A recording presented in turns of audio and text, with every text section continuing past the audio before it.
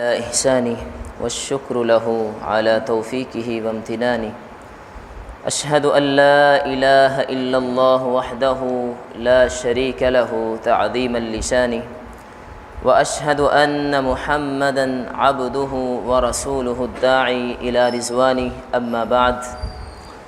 أعوذ بالله من الشيطان الرجيم بسم الله الرحمن الرحيم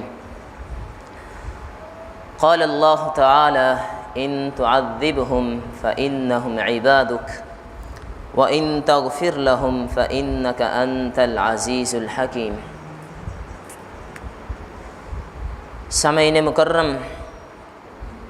انسانی زندگی میں دعا اور دعا کی توفیق کا مل جانا یقیناً بہت بڑی سعادت ہے،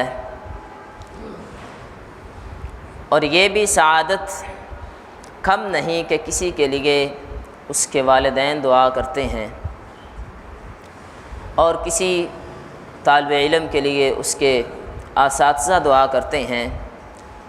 اور اس کے دوست احباب دعا کرتے ہیں۔ یہ انسان کے لیے بڑی ہی سعادت کی بات ہے کہ اس کو زندگی میں دوسروں کی دعائیں مل جائیں، لیکن تمام انسانوں کی دعائیں اپنی طرف اپنی جگہ ہیں، لیکن اس انسان کی خوش قسمتی کتنی بڑی ہے اور اس انسان کے لیے کتنی بڑی سعادت مندی ہے کہ جس کے لیے دعائیں کرتے ہیں تو خود رسول اللہ صلی اللہ علیہ وسلم کرتے ہیں۔ یعنی کہ وہ انسان کتنا ہی سعادت مند ہوگا کہ جس کے لیے نبی صلی اللہ علیہ وسلم دعا کریں۔ اور آج کے درس میں ہم ان اعمال کا ذکر کریں گے کہ نبی صلی اللہ علیہ وسلم کی دعا کیسے حاصل ہو سکتی ہے۔ سب سے پہلے نمبر پر سیدنا عمر رضی اللہ تعالی عنہ بیان کرتے ہیں کہ نبی صلی اللہ علیہ وسلم نے فرمایا کہ زبان کی حفاظت کرنے والا رحم اللہ امرأ اصلح من لسانہ، کہ اللہ رب العزت اس شخص پر رحم فرمائے جو اپنی زبان کی حفاظت کرتا ہے۔ اور دوسرے نمبر پر نبی صلی اللہ علیہ وسلم کا فرمان ہے زبان سے خیر کی بات کہنا۔ سیدنا حسن رضی اللہ تعالی عنہ کی روایت ہے رحم اللہ امرأ تکلم فغنم او سکت فسلم، کہ اللہ تعالیٰ اس شخص پر رحم فرمائے جو بات کرتا ہے تو بہت کچھ حاصل کر لیتا ہے۔ یعنی کہ انسان کی گفتگو اتنی اچھی ہوتی ہے کہ دل کرتا ہے کہ سنتے ہی جائیں۔ آپ نے سنا ہوگا بعض لوگوں سے کہتے ہیں جی فلاں بندہ بڑی اچھی بات کرتا ہے، اس کی گفتگو میں بڑی مٹھاس ہے، دل کرتا ہے کہ وہ بولتا جائے اور ہم سنتے جائیں۔ اس طرح آپ نے فرمایا کہ جب وہ بات کرتا ہے تو بہت کچھ حاصل کر لیتا ہے یا خاموش رہتا ہے اور سلامت رہتا ہے۔ نبی صلی اللہ علیہ وسلم کا فرمان بھی ہے جو فضول گفتگو سے بچ جاتا ہے من صمت نجا، جو خاموش رہتا ہے وہ نجات پا گیا۔ تو زبان جو ہے اس کی حفاظت کرنا بہت بڑی سعادت کی بات ہے، اور جو بندہ اپنی زبان کی حفاظت کرتا ہے وہ نبی صلی اللہ علیہ وسلم کی دعا کا مستحق ٹھہرتا ہے۔ اور نبی صلی اللہ علیہ وسلم کا فرمان بھی ہے کہ جو بندہ مجھے دو چیزوں کی ضمانت دے دے اضمن لہ الجنہ، تو میں محمد صلی اللہ علیہ وسلم اسے جنت کی ضمانت دیتا ہوں۔ ما بین لحییہ و ما بین رجلیہ، جو اس کی ایک شرمگاہ ہے اور دوسری زبان ہے، کہ جو بندہ ان کی حفاظت کی مجھے گارنٹی دے دے میں محمد صلی اللہ علیہ وسلم اسے جنت کی گارنٹی دیتا ہوں۔ اور ویسے بھی ایک مسلمان کو چاہیے کہ اپنی زبان کی حفاظت کرے۔ نبی صلی اللہ علیہ وسلم کا فرمان ہے لیس المؤمن بالطعان ولا اللعان ولا الفواحش ولا البذی، کہ ایک جو مسلمان انسان ہے، ایک مومن کی یہ نشانی ہے کہ وہ اپنی زبان سے فضول گوئی نہیں کرتا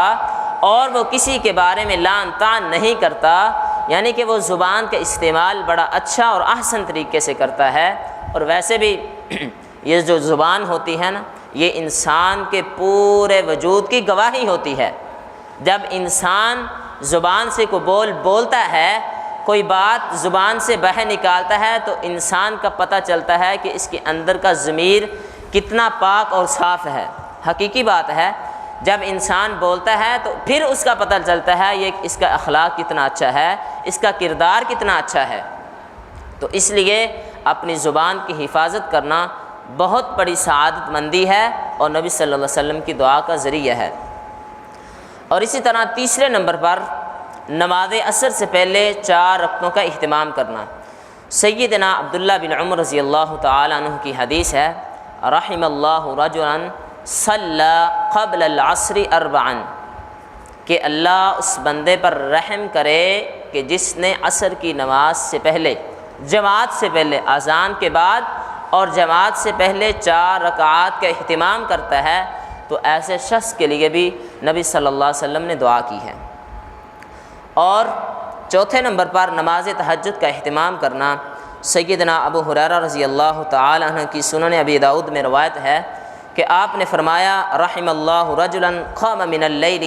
فصلی وایقظ امرأتہ، کہ اللہ اس بندے پر رحم کرے جو تہجد کی نماز کے لیے بیدار ہوتا ہے اور اپنے اہل والوں کو بھی اٹھاتا ہے،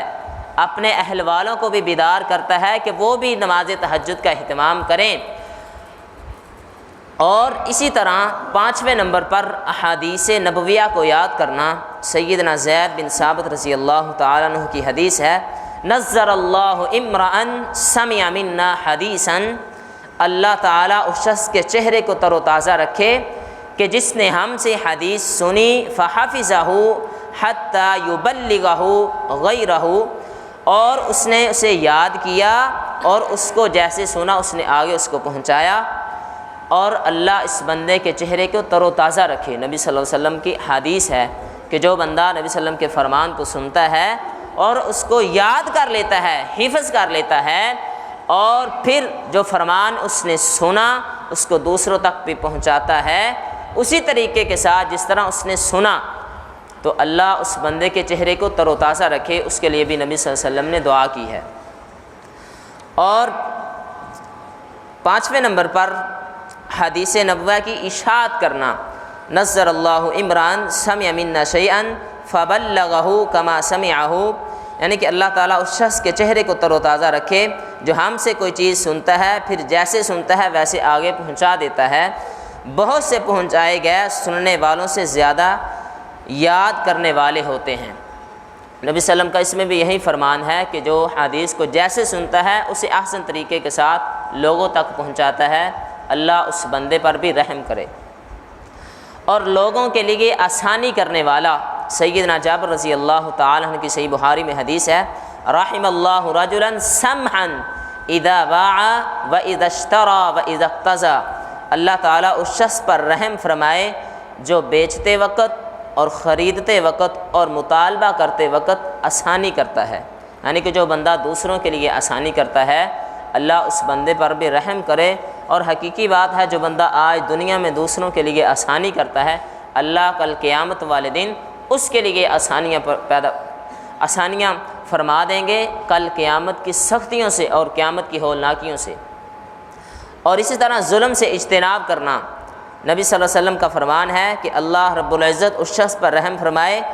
جس سے اپنے بھائی پہ اس کی جان یا مال پر ظلم ہو گیا،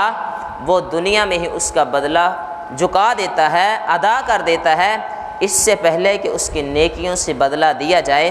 اگر نیکیاں نہ ہوں گی تو مظلوم کی برائیاں اس کے کھاتے میں ڈال دی جائیں گی، یعنی کہ جس سے کوئی غلطی ہو جائے، کسی دوسرے پر ظلم ہو جائے اور اس کو احساس ہو جائے کہ واقعی میں نے غلطی کی ہے اور اس کا بدلہ اس دنیا میں ہی چکا دیتا ہے، کل قیامت والے دن تو یقینی بات ہے جو بندے کے نیک اعمال ہوں گے وہ اٹھا کے جو مظلوم ہوگا اس کے نامہ اعمال میں ڈال دیے جائیں گے اور اس کا پورا بدلہ اس دنیا میں چکا دیتا ہے۔ اس کے لیے نبی صلی اللہ علیہ وسلم نے دعا کی ہے۔ اللہ تعالیٰ سے دعا ہے کہ اللہ تعالیٰ ہمیں بھی ان مقرب بندوں میں شامل فرمائے جو نبی صلی اللہ علیہ وسلم کی دعا کے مستحق ٹھہرتے ہیں۔ اللہ سے دعا ہے کہ اللہ تعالیٰ ہمیں ان اعمال کی پابندی کرنے کی توفیق عطا فرمائے جن سے ہم نبی صلی اللہ علیہ وسلم کی دعا کا مستحق ٹھہرتے ہیں۔ وآخر دعوانا ان الحمد للہ رب العالمین۔